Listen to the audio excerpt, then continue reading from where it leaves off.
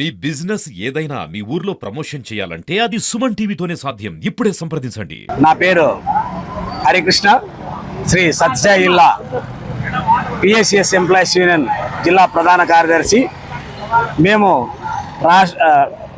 మేము ఈ సహకార సంఘాల్లో దాదాపు 30-35 సంవత్సరాల నుంచి పనిచేస్తున్నాం. ప్రాథమికంగా రైతులకు సేవలు చేస్తూ అనేక సేవలు అందిస్తూ ఇక్కడ పనిచేయడం జరుగుతూ ఉంది. మాకు ఉద్యోగ భద్రత అనేటువంటిది ఇంతవరకు వాళ్ళు కల్పించకపోవడం వల్ల మేము అనేక సార్లు రాష్ట్ర ప్రభుత్వము అనేక ధర్నాలు పోరాటాలు చేసి సాధించుకొని దాదాపు గత ప్రభుత్వం అంటే వైఎస్ఆర్ ప్రభుత్వంలో 151 జీవో సాధించుకున్నాం, అదే అమలుపరుచుకున్నాం. దాని తర్వాత 2009లో తెలుగుదేశం ప్రభుత్వంలో మాకు హెచ్ఆర్ పాలసీ అనేటువంటిది జీవో ఇచ్చారు. లాస్ట్ వాళ్ళు ఏదైతే జీవో ఇచ్చారో అప్పటికి వాళ్ళ టైం అయిపోయింది కాబట్టి ఆ ప్రభుత్వం అయిపోయిన తర్వాత మాకు హెచ్ఆర్ పాలసీ ఇంతవరకు అమలు చేయకుండా, హెచ్ఆర్ పాలసీ అమలు చేస్తే మాకు ఉద్యోగ భద్రత ఉంటుంది. మాకు దాదాపు ఎక్కడైతే అన్ని డిపార్ట్మెంట్లు అన్ని శాఖలు ఉన్నాయో ఆ శాఖల్లో ఏ విధంగా అయితే అన్ని ఉద్యోగ భద్రత ఉందో అదేవిధంగా మాకు కూడా ఉంటుందని చెప్పేసి దాన్ని సాధించుకున్నాం. అది జీవో అమలు చేయకుండా వాళ్ళు కాలయాపన చేస్తున్నారు. రాష్ట్ర ప్రభుత్వం గత ప్రభుత్వం కూడా మాకు 5 ఏళ్లలో ఊరికే ఉన్నారు వాళ్ళు. అదే మేము సాధించుకోవాలని చెప్పేసి కూడా ఈ సందర్భంగా తెలియజేస్తున్నాము. అదేవిధంగా రాష్ట్ర వ్యాప్తంగా అనేక సంఘాలు దాదాపు 2910 సంఘాలు ఈరోజు నిరాహార దీక్షల్లో పాల్గొంటున్నాము. సొసైటీలన్నీ మూసేసి, ఎందుకంటే మేము సేవలు చేస్తున్నాం, ఊరికే సేవలు చేస్తున్నాము. మాకు వచ్చేసి ఇక్కడ డిపార్ట్మెంటు, ఇక్కడ మేనేజ్మెంటు, ఇక్కడ ఏడీసీసీ బ్యాంకు 3 భాగాలు ఉన్నాయి. 3 భాగాల్లో కూడా మాకు ఎటువంటి ఎవరు ఏ విధమైనటువంటి చట్టాలు తెస్తారో కూడా మాకు తెలియదు. కాబట్టి మాకు ఒక చట్టభద్రత కల్పించి, హెచ్ఆర్ పాలసీగా కల్పించి, ఉద్యోగ భద్రత కల్పించి వారు మాకు ప్రొసీడింగ్స్ ఇస్తే ఆ ప్రొసీడింగ్స్ ప్రకారం మాకు జీతభత్యాలు పెరుగుతాయి.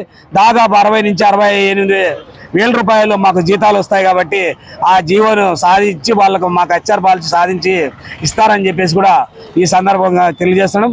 అదేవిధంగా రాష్ట్ర వ్యాప్తంగా దేశవ్యాప్తంగా ఈరోజు అనేక సంఘాలన్నీ ఇప్పుడు కూటమి ప్రభుత్వం వచ్చిన తర్వాత వాళ్ళు కంప్యూటరైజేషన్ చేయడం జరిగింది. ఆ కంప్యూటరైజేషన్ చేసిన దానివల్ల మాకు సీనియర్లుగా ఉన్నటువంటి మేమందరము కొంతమంది రిటైర్డ్ అయిన దానివల్ల కొంతమంది 2019 తర్వాత వాళ్ళని చేర్చుకోవడం జరిగింది. వాళ్ళని కూడా రెగ్యులర్ చేయాలని చెప్పేసి ప్రత్యేకమైన డిమాండ్ పెట్టినాము. మాకు రావాల్సినటువంటి 2 పిఆర్సీలు అంటే 2019, 2024 పిఆర్సీలు కూడా వెంటనే మాకు అమలు చేసి డిస్ట్రిక్ట్ లెవెల్లో డిఎల్ఎస్ఎఫ్ ఫండ్ ఏర్పాటు చేసి మాకు రావాల్సినటువంటి వేతన బకాయిలన్నీ కూడా డిఎల్ఎస్ఎఫ్ తరఫున ఇస్తారని చెప్పేసి డిఎల్ఎస్సి కమిటీ కన్వీనర్, డిసిఓ, అదేవిధంగా convener, CEO, ADCC bank CEO గారిని కోరుతా ఉన్నాము. అదేవిధంగా 2019 తర్వాత చేరిన వాళ్ళు రెగ్యులర్ చేస్తే వాళ్ళు కూడా ఉద్యోగ భద్రత కల్పించిన వారు అవుతారని చెప్పేసి రాష్ట్ర ప్రభుత్వాన్ని కోరుతాం. ఇంతవరకు మేము అనేక కార్యక్రమాలు, అనేక ధర్నాలు, పోరాటాలు చేశాం. కాబట్టి ప్రభుత్వం అయితే ఇంతవరకు మమ్మల్ని పిలిచలే. ఆప్కాబ్ చైర్మన్ కానివ్వండి, ఆర్సీఎస్ కానివ్వండి, రాష్ట్ర వ్యవసాయ శాఖ మంత్రి అచ్చెన్నాయుడు కానీ ఇంతవరకు మమ్మల్ని పిలిచిందిలా, మాట్లాడింది లేదు. దాదాపు 2 నెలలుగా అనేక కార్యక్రమాలు చేపడుతూనే ఉన్నాం మా సమస్యల పరిష్కారం కోసము. ఇప్పటివరకు పిలిచలేదు. కాబట్టి ఇప్పటికైనా వాళ్ళు కన్నులు తెరిచి మమ్మల్ని పిలిచి మాతో మాట్లాడి చర్చించి మా యొక్క సమస్యలు పరిష్కరిస్తే తప్ప మాకు ఈ కార్యక్రమాలని రద్దుపరుచుకునేటట్లు లేదు. కాకపోతే మాకు ఉద్యోగ భద్రత కల్పించకపోతే, మా సమస్యలు పరిష్కరించకపోతే రాష్ట్ర వ్యాప్తంగా ఈ నిరాహార దీక్షలు 9వ తారీఖున పూర్తి చేస్తున్నాం. అయిన తర్వాత వెంటనే మేము ఆమరణ నిరాహార దీక్షలు సైతం సొసైటీలు మూసేసి సమ్మెలోకి కూడా వెళ్ళిపోయేదానికి ఉన్నామని చెప్పేసి కూడా సందర్భంగా తెలియజేస్తున్నాం.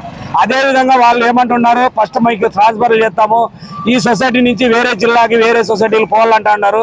మాకు ఇవ్వాల్సినటువంటి వేతన బకాయిలు ఏవైతే ఉన్నాయో, మాకు ఏవైతే వాళ్ళ ప్రొసీడింగ్స్ జీతాలకు సంబంధించి ఇవ్వాలో అవి ఇచ్చేసిన తర్వాత మేము ట్రాన్స్ఫర్ అయ్యి పోయేదానికి కూడా మేము వెనకాడపోమని చెప్పేసి కూడా ఈ సందర్భంగా తెలియజేస్తున్నాం.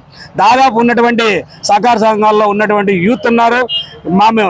మా కష్టపడి మేము రైతులతో ఒప్పించి మేము ఈ సహకార సంఘాలని మేము అభివృద్ధి చేసుకునే దానికి కూడా ముందుంటామని చెప్పేసి కూడా ఈ సందర్భంగా తెలియజేస్తాం.